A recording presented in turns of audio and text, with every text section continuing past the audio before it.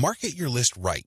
Now that you have figured out your payload content, the next step is to understand what kind of giveaway you're going to have to use to get people to sign up for your mailing list. In an ideal world, people can see the value you bring to the table. They only need to look at the content you share as well as the crucial information they get from your premium content.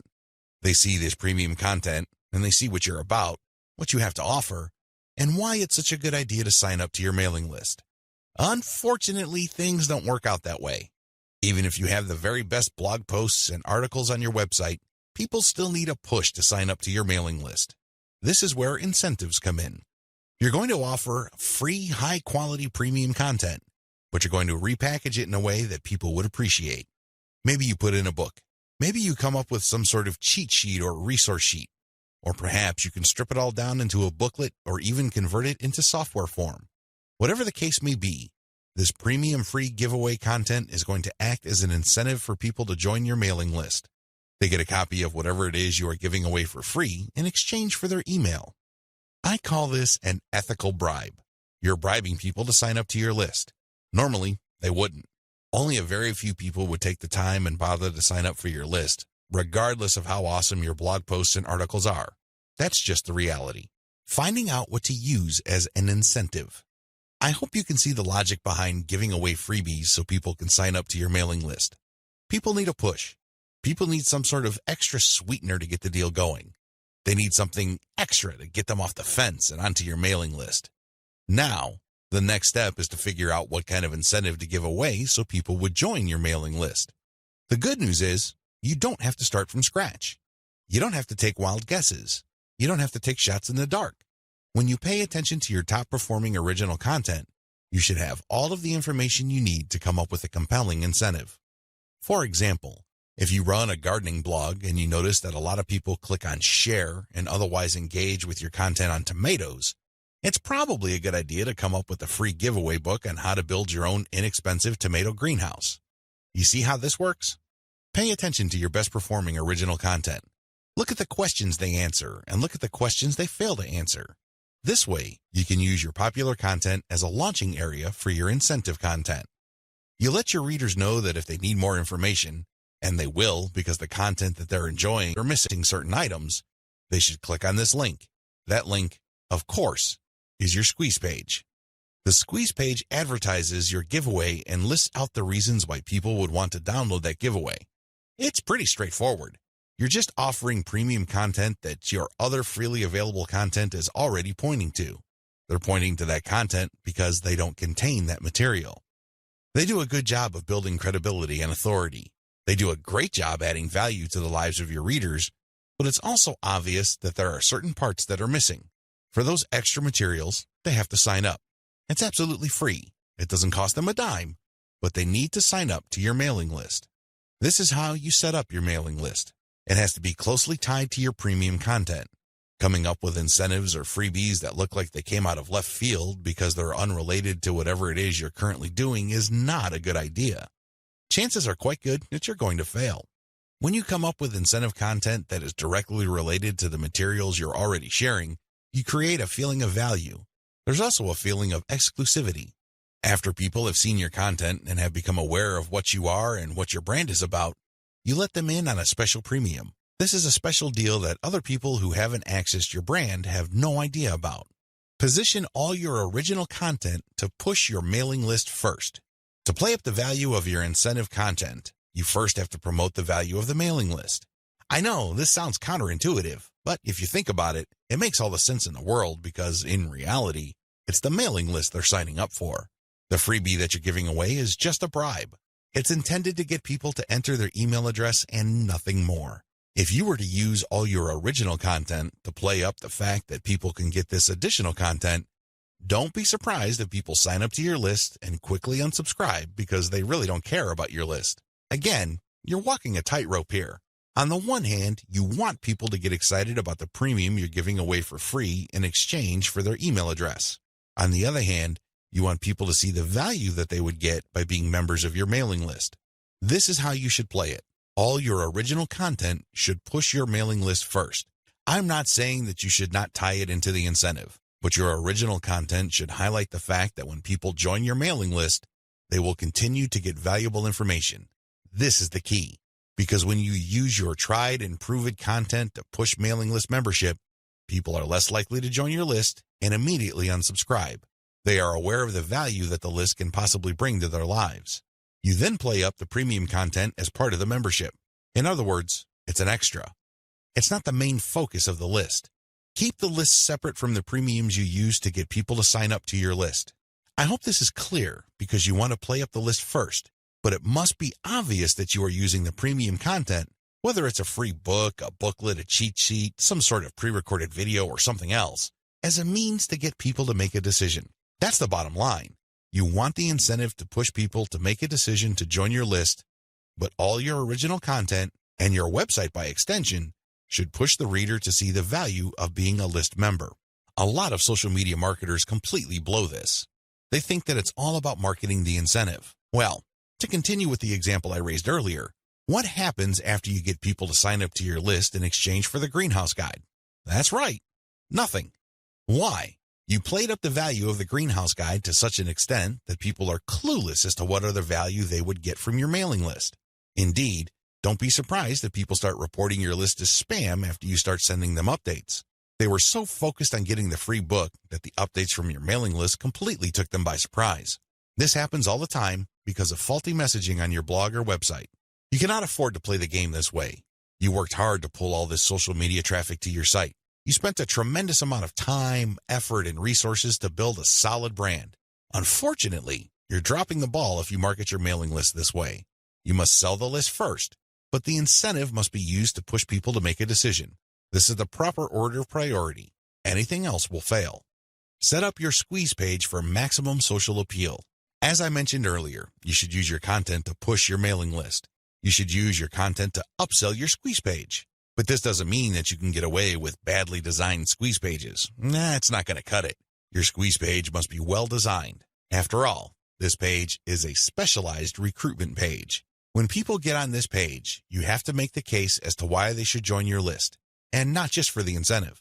While the incentive takes a big chunk of the real estate of a squeeze page, you should be clear about the fact that people are signing up to your list. With that said, you have to make your case. Why should people bother with your updates? Why should people stay on your mailing list? What kind of value would they get? Remember, people are always asking what's in it for me. Your squeeze page must answer that question effectively, clearly, and powerfully. Your squeeze page must be well designed enough to be able to make that connection, while at the same time, it must be easy to market on social media. Maybe you should have a graphic on your squeeze page that can be easily posted on Pinterest. Maybe you should have a video on your squeeze page that can be easily shared on YouTube. There are many ways you can go with this. What's crucial is that your squeeze page must be social media ready. At the same time, it should also do a good job of recruiting people. Set up the right confirmation page. When people join your list, thank them and make them feel welcome. You also have to clue them in regarding the content they should expect to receive. Make them feel that they just did the right thing. Make them feel that they solved a major problem. Not only do they get access to the digital freebie you're giving away, but they're also going to be receiving valuable information regarding a particular topic that they have problems with. This is how you sell the list. Simply hyping up and over-promoting the premium is not going to help you convert social media traffic into cash. That's just not going to happen. You have to sell the list. You have to build trust in the list. Unlock the power of repurposed content. I've already described this in an earlier video, but this topic is so important it deserves its own standalone video. When you create original content for your blog or website, you already know that this content has some sort of traction in your niche. You already know that there is a significant amount of demand for this particular type of content. Not only did you base your decision on the social signals of your reverse-engineered competitors' content, but you're also picking out content choices based on your own statistics. In other words, you're basing your best content on tried and proven material. You're not taking shots in the dark. You're not taking wild guesses. You're not crossing your fingers and hoping that something sticks. Instead, you have based your decision on what actually works. Congratulations, but you shouldn't stop there. Once you have noticed that this content really performs based on the amount of clicks as well as the social media engagement it gets, the next step is to repurpose that content. Turn them into other types of content and reshare them on platforms that specialize in those content types. For example, if your blog post is getting a lot of retweets and clicks, You might want to strip the blog post into questions. This isn't all that hard because if you look at any type of content, it consists of answers to questions. The questions may not be obvious. The questions may not be plainly stated, but the content is meant to address certain concerns. These concerns can be reworded into questions.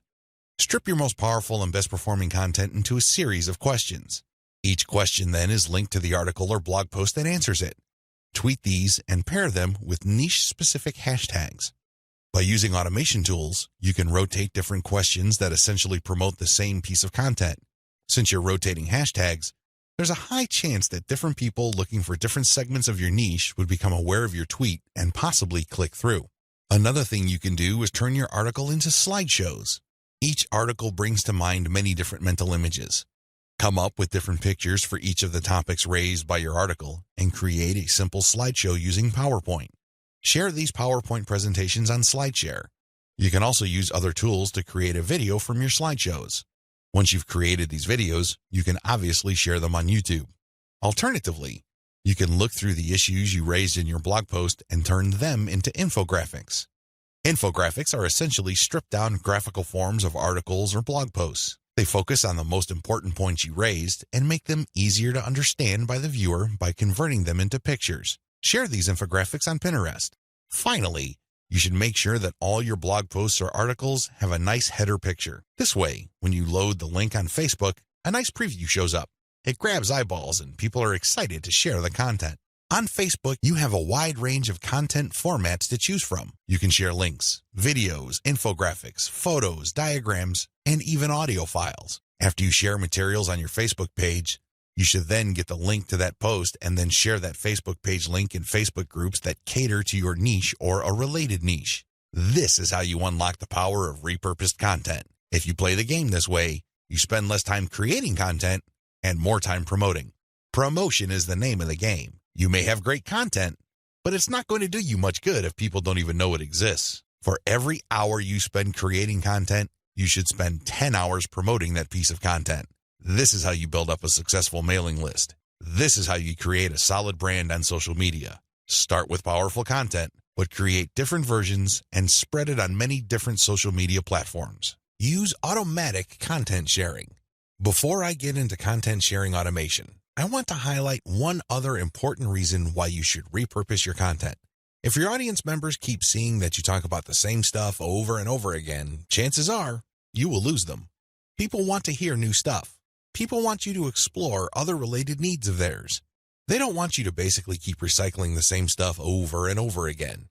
Unfortunately, that's precisely the kind of risk you're running if you simply focus on giving people more of the same successful stuff. You know that a particular content theme works. You know it gets a lot of engagement. You know that it draws a lot of clicks. It's perfectly natural for you to want to keep recycling that same theme. Don't do it. Focus on the very best way to present that theme and stick with it. Just do it a few times, but focus more on repurposing. This way, when people get into contact with your content, they can see that you are talking about something that appeals to them, but in different formats. They are more likely to pay attention. They're more likely to click through. They're more likely to share. Keep this in mind when it comes to repurposing. Don't think that Video 11 is completely optional. It isn't. You want your social media feeds to consist of highly successful content as much as possible. It really would be a shame to figure out what works, only for you to get lazy and just focus on text content.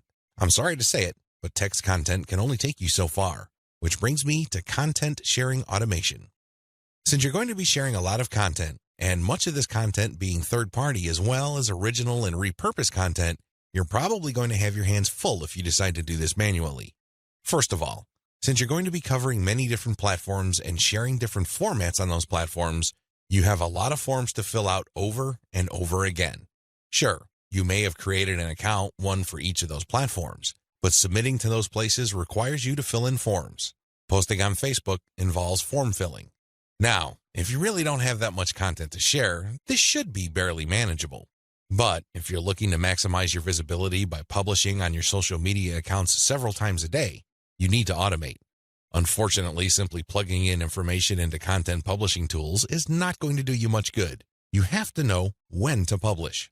Believe it or not, the vast majority of your target audience members check their Facebook, Twitter, Pinterest, and YouTube accounts within a certain block of time every single day. Post outside of that block of time and you miss the eyeballs of the vast majority of your audience members. Sounds good so far, right? Well, here's the problem. Different audiences have different time preferences. How would you know? This is where experimentation comes in. First, you're going to have to share your content randomly at different times of the day. As much as possible, share content every hour. Set your content automation tools to publish every hour. Let this run for about a week or two. After the experimental period is over, check your stats. Facebook Insights, for example, will tell you when most of your page fans checked out your content. Armed with this information, you should set up your automated software to publish your content in a cluster to fit those optimal times. For example, in the experimental stage, you're publishing one piece of content every hour. That's 24 pieces of content spread out over a full 24 hours. After you checked Facebook Insight, it turned out that 80% of your content views actually take place between 8 a.m. and 5 p.m. You then take those 24 posts and compress them within that 8 a.m. to 5 p.m. window. This is how you publish in clusters. Forget time blocks outside of that time frame. This way, you maximize your chances of the right eyeballs seeing your content. Special notes for Twitter. If you're going to be publishing on Twitter, republish your content many times during the day at the most optimal time frame. Facebook Insight already told you that your content is being viewed within a specific time frame. Chances are your Twitter fans have the same social media viewing habits. Stick to that time frame. Now, here's the secret. Set up your automated content publishing tools to tweet out your best content many times during that time frame, but you also have to rotate different hashtags. This way, you can reach different people looking for hashtags that are related to different subsegments of your niche. Special notes for Facebook. When publishing to your Facebook page, don't hesitate to publish original content that you have published before. Try to avoid publishing only once. Instead, you should sandwich or schedule this republished successful content in between high-quality, curated content. This way, people get more exposure to your best content. Once they click through, you get yet another chance to recruit them to your mailing list. Remember, when you share high-quality third-party content, you're not getting the traffic. You're building credibility, but you're not getting potential list members to your squeeze page. That's just not happening. When you share your own original content, you get a chance to recruit them to your squeeze page. Keep this distinction in mind. This is the reason why you should republish your most successful content by interspersing it with top-rated, curated content.